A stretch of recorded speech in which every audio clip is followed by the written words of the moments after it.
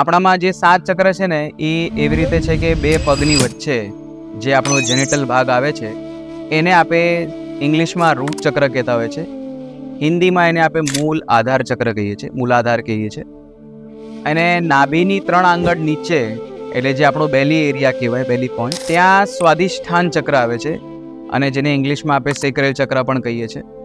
પછી નાભીની 3 આંગળ ઉપર, એટલે 3 આંગળ રાખો એટલે તમને ચક્ર મળે એની ઉપર, એ છે મણિપુર ચક્ર, જેને આપણે સોલાર પ્લેક્સિસ કહેતા હોઈએ છીએ. પછી આપણે બે લંગ્સની વચ્ચેનો એરિયો એને આપણે હૃદય ચક્ર કહેતા હોઈએ છીએ, જેને અનાહત ચક્ર પણ કહેવાય છે અને ઇંગ્લિશમાં હાર્ટ ચક્ર કહેવાય છે. પછી આપણે ગળાનો જે કંઠ છે, આ કંઠના ભાગને આપણે વિશુદ્ધિ ચક્ર કહીએ છીએ, જેને થ્રોટ ચક્ર કહેવામાં આવે છે.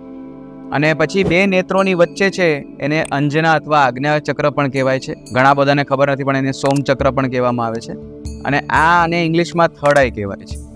હા, મહાદેવ. અને પછી જે છે એ આપણે સહસ્રાર કહીએ છીએ, ક્રાઉન ચક્ર, જે એકચ્યુઅલી આપણો બ્રહ્માંડ સાથે જોડાયેલો ચક્ર ગણાય છે.